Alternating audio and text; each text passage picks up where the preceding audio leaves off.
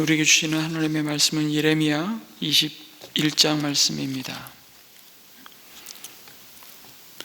예레미야 21장 11절에서 22장 5절까지 우리 한 절씩 교독하겠습니다. 예레미야 21장 11절에서 22장 5절까지입니다. 11절 말씀을 제가 먼저 봉독합니다.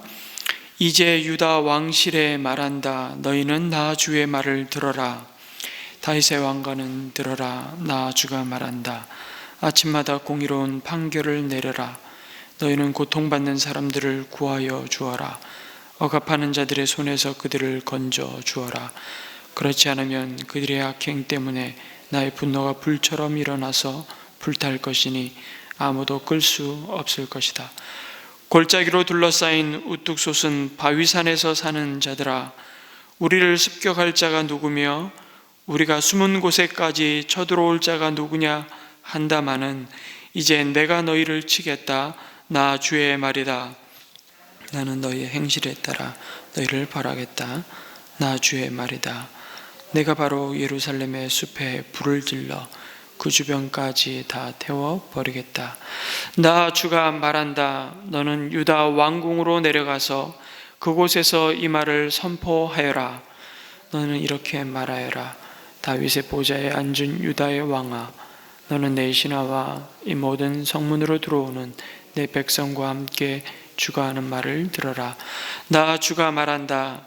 너희는 공평과 정의를 실천하고 억압하는 자들의 손에서 고통받는 사람들을 구하여 주고 외국인과 고아와 과부를 괴롭히거나 학대하지 말며 이곳에서 무죄한 사람의 피를 흘리게 하지 말아라. 너희가 이 명령을 철저히 실천하면 다윗의 보좌에 앉는 왕들이 병거와 군마를 타고 신하와 백성을 거느리고 이 왕궁의 대문 안으로 들어올 것이다. 같이 읽습니다. 그러나 내가 스스로 맹세하지만 너희가 이 명에 순종하지 않으면 바로 이 왕궁은 폐허가 될 것이다. 나 주의 말이다. 아멘. 하나님 특별히 유다 왕과 왕실을 향해 말씀하십니다. 이유는 분명합니다. 유다가 직면하게 될 하나님의 심판의 그 책임과 원인이 누구보다 리더십의 정점인 왕과 왕실을 둘러싼 권력자들에게 있기 때문입니다. 지금은 왕정시대가 아니어서 우리는 사실 왕이 가진 그 권력의 힘과 그들이 누렸던 호화로운 삶을 피부로 느끼지는 못합니다. 영화나 여러 문헌들을 통해서 고대 왕국의 왕들이 이랬을 것이라는 상상을 할 뿐입니다. 절대 권력을 가지고 끊임없는 정복 전쟁을 통해 나라를 키워가는 것이 어쩌면 왕의 가장 큰 덕목이고 사명이었기에 그 일을 위해서라면 백성을 이 왕의 야망을 위해 부리고 동원되는 것은 당연한 고대 사회에서 당연한 일이었을 것입니다. 그래서 백성을 섬기는 왕이라는 개념은 없었습니다. 그 모습을 가만히 보면 이스라엘 백성도 이미 애굽에서 보았던, 그리고 이미 왕을 세우고 절대 권력을 통해 훨씬 체계적이고 보고 강병한 나라를 이룬 주변 민족들을 이스라엘 백성도 아마 보았을 것입니다.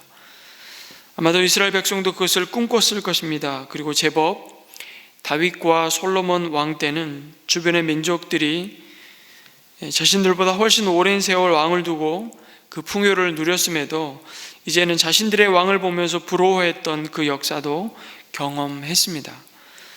그래도 다윗 왕까지 그럴 수 있었던 것은 왕으로의 부르심이 하나님으로부터 주어진 것임을 철저히 인정했기 때문입니다. 그 권위, 그 원천이 자신의 가문도 아니고 자신의 능력도 아니고 자신의 지혜도 아닌 하나님의 전적인 은혜임을 알았던 것입니다. 그래서 교만하여 넘어졌다가도 온전한 회개 가운데 하나님의 자비와 긍휼이 아니면 이 백성과 나라가 온전할 수 없다는 것을 드러내었던 것입니다. 그러나 유다의 왕들은 분명히 열방의 왕들과 달라야 했습니다. 어떤 점에서 그렇습니까? 이미 신명기 17장에서 모세를 통해 너희 가운데 왕이 세워질 텐데 그때 너희의 왕은 이러이러해야 한다는 말씀을 이미 주셨습니다. 그 내용들을 간단하게 살펴보면 군말을 많이 가지려고 하지 말아라. 그 힘을 얻기 위해서 이 백성을 애굽으로 다시 이집트로 돌려보내는 그런 어리석은 선택을 하지 말아라. 많은 아내를 두지 말라고 말씀합니다. 왜냐하면 그 많은 아내로 말미암아 왕의 마음이 허탄한 곳으로 향할까 봐 경고하셨던 것입니다. 그러면서 평생 내가 너희에게 준 율법책을 등사하여서 너희 옆에 두고 읽으며 하나님 경외하기를 배우라고 말씀하십니다. 교만해서 자기 백성을, 자기 결례를 업신여기지 않도록 하라고 당부하고 있습니다. 여러분, 이 말씀들을 보면 지금 민주주의 국가이지만 또 때로는 대통령 중심제 국가에서 너무 많은 권한이 집중되어서 생기는 여러 가지 문제들을 생각할 때 이미 3,500여 년 전에 이 말씀을 이스라엘 백성들에게 주셨다는 것은 굉장히 파격적인 말씀이 아닐 수 없습니다. 여러분, 고대 사회에서 왕은 곧 신입니다. 그 신을 떠받들었던 왕을 향해서 지금 왕정 체제가 갖추어지지도 않은 정말 오합지졸인 이스라엘, 그것도 광야에 있는 이 백성을 향해서 이런 왕의 규례를 주셨다는 것은 정말 엄청난 말씀입니다. 그것은 열방과 하나님의 선택을 받은 이스라엘은 근본적으로 다른 통치 방식과 삶의 방식으로 움직이는 자들이라는 말씀을 하시는 것입니다. 열방은 왕이 있을 수 없습니다. 그러나 이스라엘 왕은 한 분밖에 없습니다. 하나님 자신이 그들의 왕이셨습니다. 그리고 눈에 보이는 왕은 영원하시고 온 세상의 주가 되시는 이 하나님의 대리자로 온 열방이 여호와 하나님만이 참되고 영원한 하나님이심을 드러내는 자라는 것을 잊어서는 안 되었던 것입니다. 그 제사장 나라로 삼은 이스라엘의 왕은 마땅히 자신의 통치를 통해 하나님의 공의와 정의가 이루어지고 인간의 탐욕이 낳은 사회의 온갖 불의함과 불평등을 왕은 최소화하는 일에 가장 마음을 기울여야만 했습니다. 그런 사명으로 부름받은 자가 바로 왕이었습니다. 그래서 언제나 낮은 데로 흐르는 물처럼 그 하나님의 사랑이 낮은 곳을 향해서 흘러갈 수 있도록, 다시 말해 하나님의 은혜가 막힘없이 온 사회에 스며들 수 있도록 하는 것이 이스라엘 왕의 가장 중요한 사명이었습니다.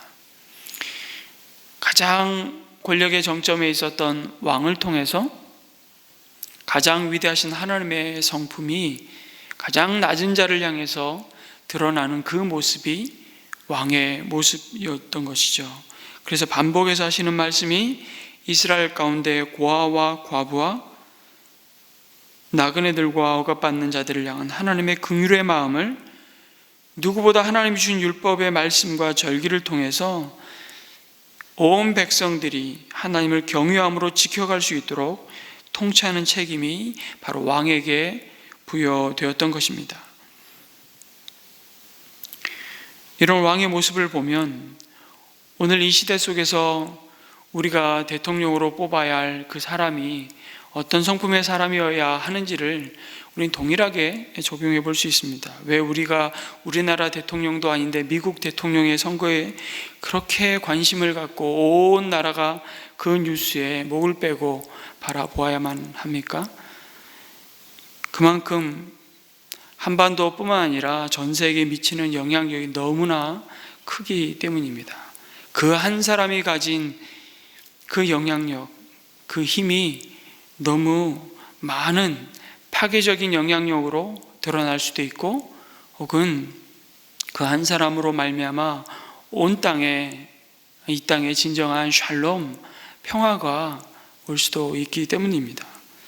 그래서 왕은 왕으로서 하나님께 세움을 받은 것이 부리는 자, 누리는 자가 아니라 하나님의 거룩하심을 드러내고 온 백성이 하나님을 경외하고 순종하도록 다스리라는 사명으로 부름받았다는 것을 알아야만 했습니다. 여러분, 그러한 통치 방식이 바로 오늘 계속 반복해서 2번이나 강조하고 있는 공의와 정의로 다스리는 것입니다. 그리고 언제나 인간의 죄악으로 말미암아 피할 수 없이 벌어지는 이 사회적 약자들을 향한 억압과 불의함에 대해서 누구보다 왕은 마음을 기울여야 한다고 말씀하는 것입니다. 그들을 살피고 그러한 불의를 바르게 잡아야 할 책임이 크다는 것을 매일매일 하나님의 율법책을 등사하여 읽으면서 확인해야만 하는 자가 바로 왕이었습니다. 유다 왕들이 이러한 하나님의 대리 통치자로 온전히 설 수 있는 비결은 그들 자신의 힘과 지혜와 의지로 될 수 있는 것이 아니었습니다. 그들 자신도 하나님의 다스림 가운데 있음을 날마다 확인하지 않으면 불가능하다는 것을 말씀하셨던 것입니다. 그런데 지금 유다의 왕들이 그 모든 부르심의 의미와 목적을 다 상실하였다고 책망하십니다.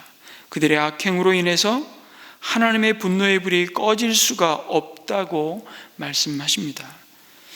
이 하나님의 경고하심 앞에 마땅히 취해야 할 태도는 여러분 무엇입니까? 겸손하게 엎드리는 것입니다. 그럼에도 유다는 그들이 지금 의지하고 자랑하는 것을 보면서 의기양양하게 말합니다. 뭐라고 하죠? 우리를 습격할 자가 누구며 우리가 숨은 곳에까지 쳐들어올 자가 누구냐고 말합니다. 그들이 이렇게 자신만만한 이유가 있습니다. 그들은 천혜의 요새라고 불리는 이 예루살렘 성이 그들을 지켜줄 것이라고 확신하고 있는 자들이었습니다. 하나님도 그래서 그들을 부르실 때 사실은 그들의 마음을 이러한 그들의 어리석음을 꿰뚫어 보시면서 그들을 부르고 있지 않습니까? 골짜기로 둘러싸인 우뚝 솟은 바위산에 사는 자들아, 그냥 이스라엘 백성아 이렇게 불러도 되는데 그들이 그들의 마음속에 의지하고 있는 것들을 탁 꼬집어서 그들을 지금 이렇게 부르고 있는 겁니다. 무슨 말입니까? 예루살렘 성이 남쪽으로만 군대가 출입할 수 있을 만큼 좁은 길로 이루어진 그 지형으로 인해서 천혜의 요새였고, 그럼 586년 바벨론에 의해서 예루살렘 성이 무너질 때도 장장 180여일 동안 예루살렘 성은 함락되지 않았습니다. 물과 식량만 있다면 언제까지든지 버틸 수 있는, 그러나 결국 물과 식량이 떨어져서 바벨론에 의해서 멸망당했다기보다는 예루살렘 성은 그들 스스로 자멸하고 말았다고도 볼 수 있는 것이죠. 나중에 로마에 의해서 돌 위에 돌 하나 남지 않고 다 무너지리라고 하신 예수님의 말씀처럼 예루살렘 성이 무너지고 그들이 마지막까지 항전을 할 때도 마찬가지였습니다. 그러니 그 성 안에 있는 예루살렘 성이 특별한 그들의 신분뿐만 아니라 그들이 다윗의 왕조가 영원히 될 것이라는 그 약속을 믿고 있었기에 예루살렘 성이 무너진다? 상상할 수 없는 것이죠. 그러니 이 하나님의 경고하심에도 그들은 전혀 요동할 이유가 없었습니다. 그 주민들의 자만심, 그 거짓 평안에 대한 환상을 가질만 했습니다. 문제는 그들을 공격하는 적의 정체입니다. 예루살렘 사람들의 눈에는 바벨론 군대밖에 보이지 않지만 사실은 이방인 군대를 사용해 계획한 바를 이루시는 분은 하나님이셨다는 것이죠. 그 막대기를 손에 쥐고 휘두르시는 분은 그들이 전혀 지금 보지 않고 보려 하지 않는 하나님이셨다. 그래서 13절에 이제 내가 치겠다, 나 주의 말이다, 나라는 것을 계속해서 강조하고 있습니다. 이스라엘 편이었던 그 하나님이 어느덧 이스라엘의 원수가 되어 있는 모습을 보게 됩니다. 영원히 망하지 않을 자들처럼 행했던 그들 가운데 그들이 그렇게 자랑하고 의지했던 그 궁전은 다 불에 타고 맙니다. 그 이유가 22장 13절에서 17절까지 또 반복해서 말씀하고 있습니다. 불의로 궁전을 짓고 불법으로 누각을 쌓으며 동족을 고용하고도 품삯을 주지 않는 너에게 화가 미칠 것이다. 내가 살 집을 넓게 지어야지, 누각도 크게 만들어야지 하면서 집에 창문을 만들어 달고 백향목 판자로 그 집을 단장하고 붉은색을 칠한다. 내가 남보다 백향목을 더 많이 써서 집 짓기를 경쟁한다고 해서 내가 더 좋은 왕이 될 수 있겠느냐? 내 아버지가 먹고 마시지 않았느냐? 법과 정의를 실천하지 않았느냐? 그때 그가 형통하였다. 그는 가난한 사람과 억압받는 사람의 사정을 헤아려서 처리해 주면서 잘 살지 않았느냐? 바로 이것이 나를 아는 것이 아니겠느냐? 나 주의 말이다. 그런데 너희 눈과 마음은 불의한 이익을 탐하는 것과 무죄한 사람의 피를 흘리게 하는 것과 백성을 억압하고 착취하는 것에만 쏠려 있다. 굉장히 구체적으로 그 왕과 왕실에 대한 경고를, 책망을 구체적으로 하고 있습니다. 하나님을 두려워하지 않는 자들의 특징이 무엇인지를 아주 뼈아프게 꼬집고 있는 것이죠. 오늘 이 왕과 왕실을 향한 말씀은 그리스도 안에서 왕같은 제사장으로 부름받은 오늘 이 시대에 우리를 향해서도 동일하게 주시는 말씀이기도 합니다. 내가 무슨 힘이 있다고 공의와 정의로 판결을 내리고, 오늘 12절에 있는 말씀처럼 고통받는 사람들을 내가 무슨 힘이 있다고 구하여 내겠습니까? 억압받는 자들의 손에서 그들을 건져주어라 하는데 내가 무슨 능력이 있다고, 내가 무슨 그런 지위에 있다고 그런 사람들을 구하여 주고 건져주고 판결을 내릴 수 있겠습니까? 근데 주님은 뭐라고 말씀하시죠? 마태복음 25장에 내가 줄일 때 내게 먹을 것을 주었다고 말씀하시고 목마를 때 마실 것을 주었다고, 나그네로 있을 때에 영접하였고 너희들이 헐벗을 때에 나에게 입을 것을 주었다고, 병들어 있을 때에 돌보아 주었고 감옥에 갇혀 있을 때에 찾아 주었다고 주님은 말씀하십니다.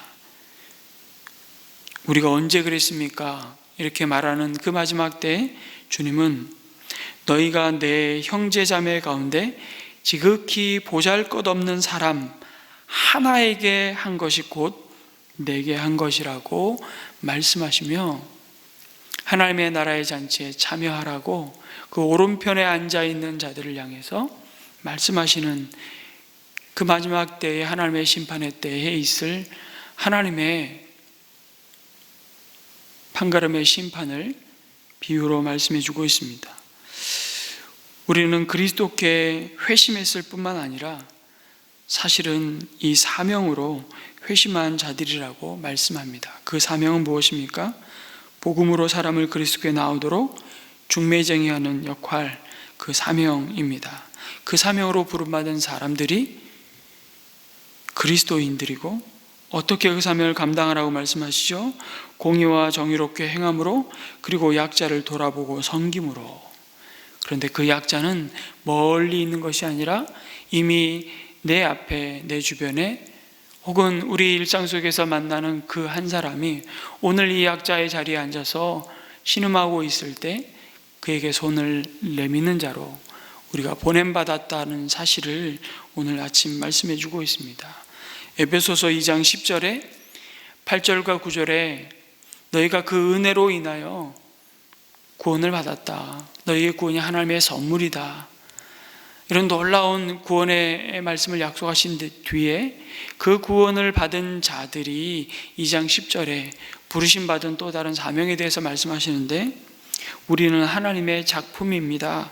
선한 일을 하게 하시려고 하나님께서 그리스도 예수 안에서 우리를 만드셨습니다. 새롭게 창조하셨다. 그 선한 일이 무엇이겠습니까? 바로 오늘 다윗의 후손인 그 왕들에게 주신 말씀 뿐만 아니라 그리스도 안에서 우리를 왕같은 제사장으로 하나님과 세상 사이에 그리스도를 중매하는 중매쟁이로 부름받은 다리 놓는 자들인 우리들을 향해 주시는 말씀인 것입니다. 내 옆에 있는 그 한 사람을 향해서, 보잘것없어 보이는 그 한 사람을 향해서 손 내밀 때 하나님 그 일을 통해서 오늘도 하나님의 공의와 정의를 행하시며 그들을 통해서 하나님이 낮은 자를 향해서 흘러가게 하시는 그 사랑을 흐르게 하실 것이고, 하나님의 은혜가 막힘없이 온 세상을 하나님의 통치 가운데, 하나님의 다스림 가운데 그 하나님의 은혜가 흘러가도록 하실 것이다. 그 일을 위해 우리를 사용하시고 우리를 부르셨다고 말씀하고 있습니다. 오늘 하루도 우리에게 그러한 사람을 보여주실 때 믿음으로 순종하고 우리의 작은 것을 함께 나눌 때 그런데 놀라운 하나님의 치유와 회복의 은혜가 있을 줄 믿습니다.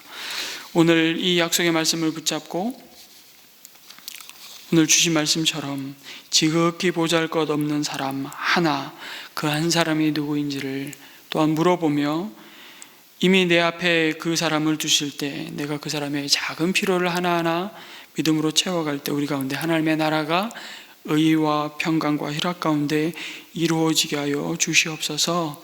그 영광을 보게 하시고 그 일을 통해서 하나님 이 땅에 참 하나님의 공의와 정의가 온전히 이루어지는 그런 은혜를 보게 하여 주시옵소서.